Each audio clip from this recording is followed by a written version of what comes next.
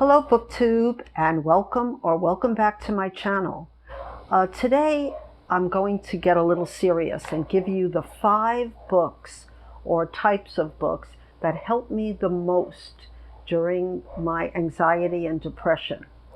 It's no secret that I've suffered from anxiety my entire life. I mean, I had mental health Mondays when I first started. But anyway, October 10th was World Mental Health Day, and the objective was to raise awareness of mental health issues around the world and to mobilize efforts in support of mental health, which is very much needed. It's needed more now than ever. And I want to give my experience. I want to help people because I'm 71.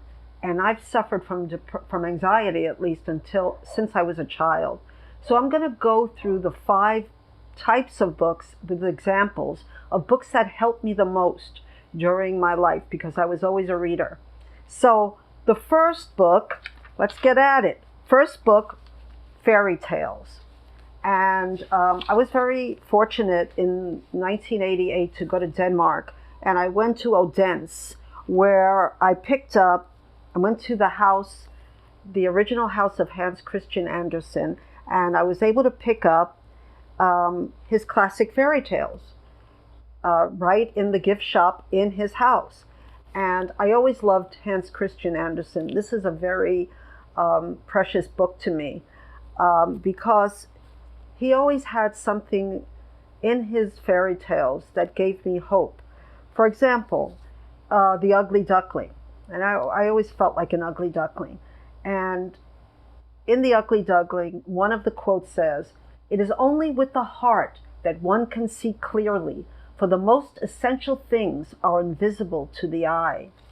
And that gave me comfort.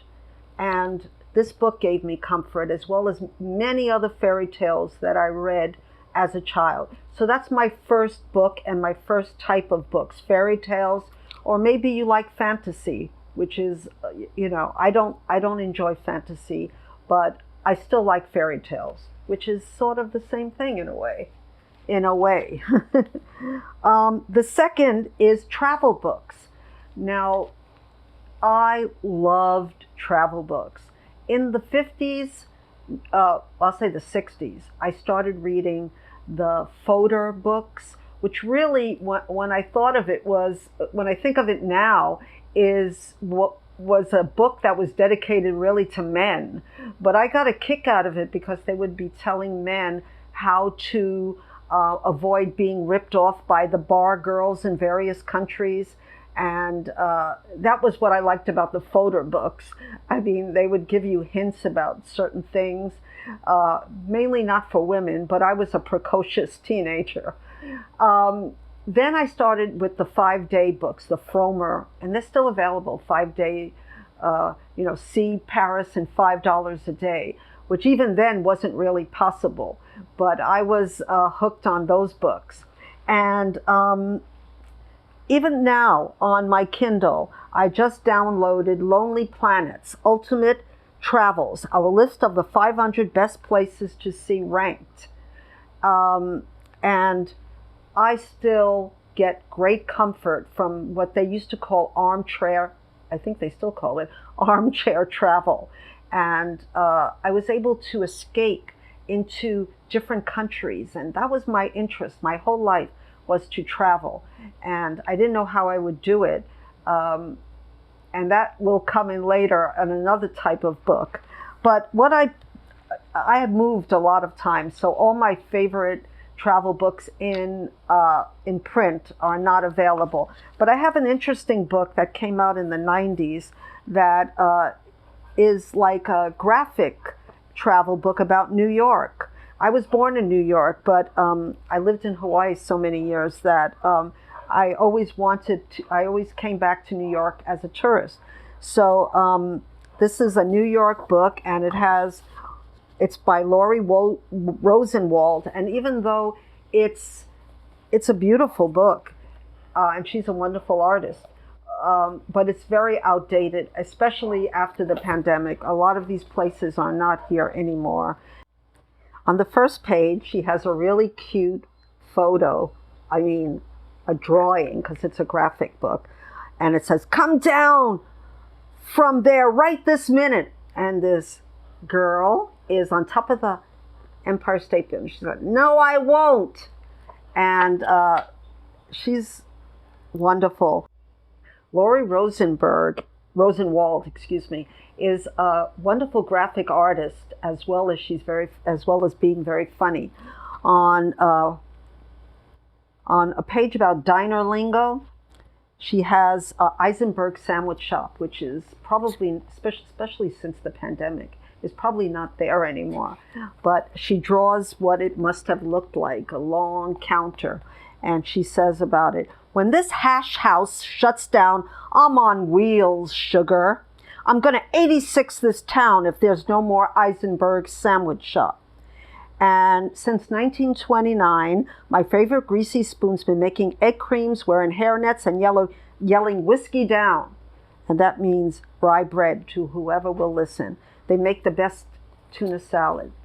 Anyway, this was an unusual travel book, but I still enjoyed it. It's, if you're familiar with New York, or if you're not, like I said, it might be out of date, but it's still fun. Then comes my number 3 type of books. So first was my fairy tales, then my travel books, and number 3 is a broad category, and it's my comfort books. Things that gave me comfort when I was either in the hospital with postpartum depression, in the hospital with pneumonia, or just suffering with agoraphobia, which didn't allow me to leave my house for long periods of time. I had my books, and my books were like a companion to me. They were my companion many times. And this is kind of a travel book and kind of a comfort book. And it's called The Home Spa by L'Occitane. And I was obsessed with spas because I never could afford to go one until much later, until I was in Japan and making a decent living as a teacher. But I still had my books about spas. And I think I talked about the spa book, which is also outdated, but it was like a Bible to me. And this was a more recent book about having a home spa. And as much as I like this book, this is a little, not really practical for me, because I don't know how to do my nails, and I always wanted to do all this stuff. You have to, it tells you about makeup, but basically in this book, they're promoting L'Occitane, and which is in Provence, and it's a brand of a lot of stuff, which I can't afford. But I enjoyed this book, but the book that I really liked is out of print, and it's called The Spa Book. And if you look it up, it was in the 80s, and it listed all the spas and what they would do for you when you went there. And I took it everywhere I went. I took it to the hospital. I took it everywhere I went. And when I was sad, it picked me up, because I imagined myself in the spa and having all these people tend to me and feeling rich when you were in. And it worked. Sometimes I think it was better than the real thing when I actually went. Another type of comfort is dogs. Dogs are a big comfort in my life. And even before I had dogs, I would look at the Smithsonian handbook about dogs, and all the types of dogs that I would want to have if I could have a dog. And I finally did get a dog. I got a lot of dogs, and they turned out to be Havanese dogs. So of course I had to get the Havanese handbook. But that's only part of the books that gave me comfort. Alexandra Stoddard, she was a interior decorator, and her tea celebration, The Way to Serenity, gave me a lot of comfort. The way she would talk about tea and how she made tea so comforting. The Whole of Life Lies in the Seeking by Pierre Thiald de Chardin. So she has little sayings as well as how to make tea and how to make a tea party for yourself or for others. And there's a saying, a proverb from Nietzsche, Friedrich Nietzsche. This is my way. What is your way? The way doesn't exist. And I guess that is true of everything. But tea has given me comfort, and Alexandra Stoddard and all her books gave me a lot of comfort. And this goes into interior decorating, which I'm not very good at, but I love to look. And one of the coffee table books that I have that gives me comfort, even now, is called Perfect Neutrals by Stephanie Hoppin. And she goes into how you can make a peaceful apartment place with neutral colors. And neutral colors can come in many different, which I found out, many different colors. And I just like to look at the pictures. And here's one, which you wouldn't kind of call neutral because it's like a mustard color. But I really enjoyed this book, and it gave me hours of pleasure just looking through the different homes and the different colors. And I'm not saying that I ever did it, but I did, because this room is painted in a light sky heavenly blue, which I knew was going to be my room, my solitude room. And the color is very pleasing and very soothing to me. Under comfort is the apartment therapy book, which is sort of like having therapy and your apartment at the same time, by Maxim Gillingham Ryan. And he also has a website. But this book was a very interesting book, and how your apartment can heal you or make anxiety, depression, loneliness worse. And I really enjoyed this book. My fourth book that helped me ease my anxiety and depression are mystery books. I have used mysteries to ease my depression since I was very young, and it still works. And I'm going to give you some of my favorite authors. Right now I'm reading Agatha Christie, The Halloween Party, which I just read 3 chapters, and I realized I read this a long time ago, but it still has the same effect on me of making me feel like I'm escaping anything bad in my life. One of my favorite Agatha Christie's is Sad Cypress, which is a Hercule Poirot mystery, and one of my favorites. An author that's not very well known, but gave me a lot of pleasure in the mystery field, is Seeking Sanctuary by Frances Fifield.